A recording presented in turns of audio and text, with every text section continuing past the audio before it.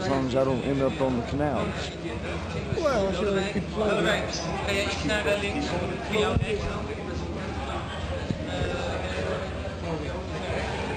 You come a little bit closer.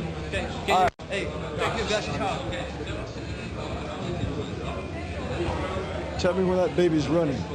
Yeah, well, I never work with that baby either. Is there a red light on the top of that? Now it's my reflection. Action, we go. PJ Proby, a legendary man in his own lifetime.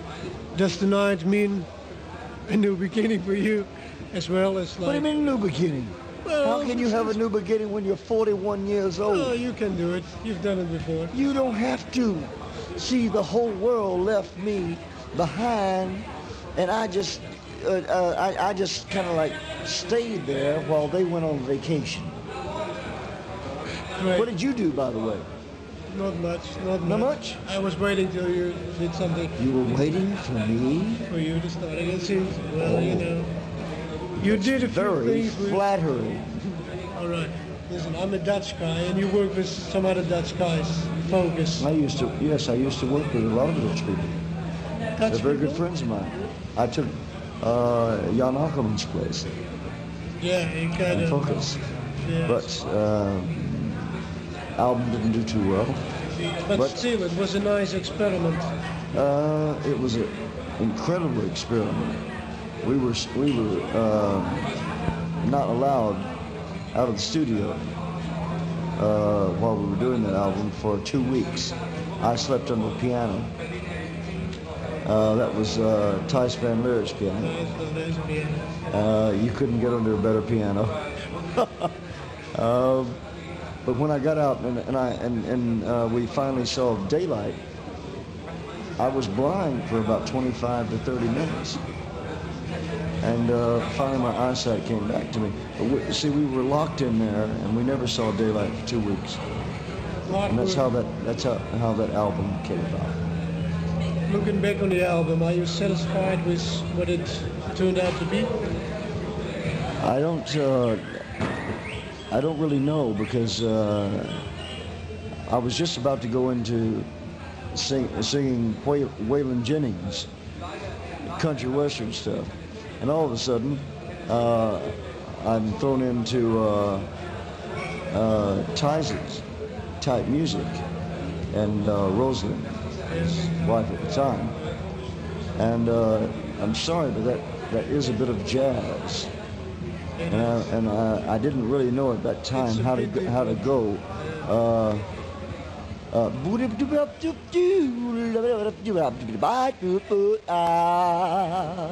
You know, I didn't think that was rock and roll, but they did. But yes, so I kind of met them halfway. I met them halfway, and I did something like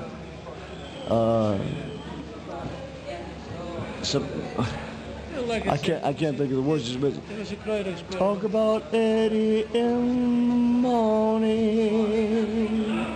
You know, that was one. Before that, as far as I recall, I saw you in the Astoria in London giving a terrific performance.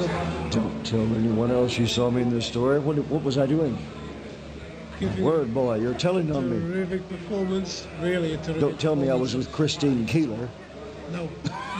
Not Mandy Rice Davies. I didn't see you there, but I saw you doing Elvis Presley, and it was... No, I couldn't have been with him. He's dead. But then you were doing it. Yeah, he was there. Now, what you're trying to say is I was doing his life story at the Astoria Theater. But I got a feeling, since you are a man from the South, and he was a man from the South, it was just a little bit more than just singing his songs and... Yes, because I knew him. Yeah. And he dated my sister.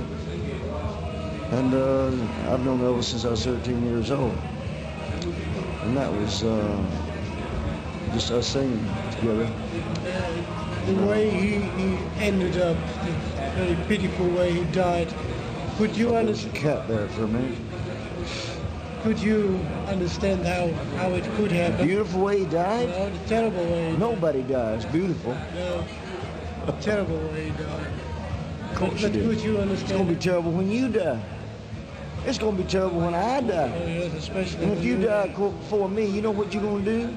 The first thing, you're going to cry. I will? Yes. because you just love my ass. Maybe I'll play a record.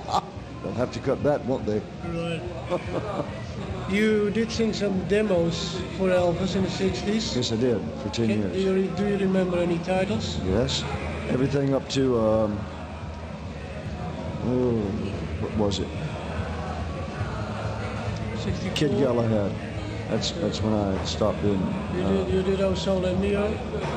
Yes, I did all that up until Kid Galahad, and then I quit. And did you think that his music was getting worse when he started to do all those movies? No, it was always worse.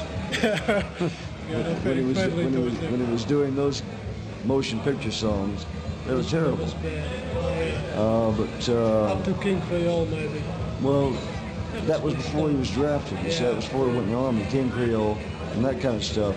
Those were very good songs. But when he came out of the Army, he was given a load of rubbish. I think it was his manager as The well. motion pictures, we call them two-day wonders. One day. And You as an artist, you had a career in America before you came to England, but you were unknown to us, and all of a sudden you come to England? well, that's when I came. When Elvis got out of the Army, the Beatles all of a sudden happened, and Brian Epstein and Jack Good brought me over here. And Then it happened. and I was only supposed to be here for 15 days. And all of a sudden, I got a phone call during the night, and Jack Good said, "Dear boy, would you please come to the studio?" I said, "Jack, I'm in my pajamas." Yeah. And he said, "No matter, boy, get yourself out."